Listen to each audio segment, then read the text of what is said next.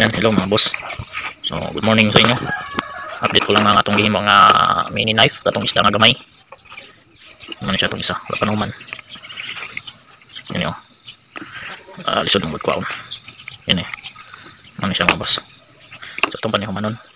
Tapos ang isa mo na ni mga boss. Nahumanan na ito. Against the light. Against the light. Blurred. Hindi nakapokus sa camera. So, mga ni boss. So, matong pa ni butangan sa varnish para na indot sa tanamon. Ano itong mini knife ng isda. Ano siya. Yan. Ano itong mini knife mga boss. So pwede siya gamiton sa mga pangbukas dilata o pangputol sa mga tali nga gahi. Kaya hait naman eh. Hindi ako na nagyasa. Okay, bait na ako ni mga boss. Hait na niya siya. So ato na lang yung design ano. Butan pa na ito ni himbis o kaliskis para maging isda gito no. Nindot siyang design, simple lang. Magamit ni mga in case emergency mga boss. Nakaiputlon yung tali. Gusto dali na putlon. Ano siya? May subo na siya mga boss. So hindi basta maano. Purol ay may subo. So simple lang. Na mini knife na to mga boss no. Cute.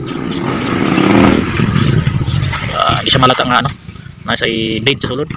Nasa kutsilyo kay pwede ni siya pabitay sa atong susian sa motor.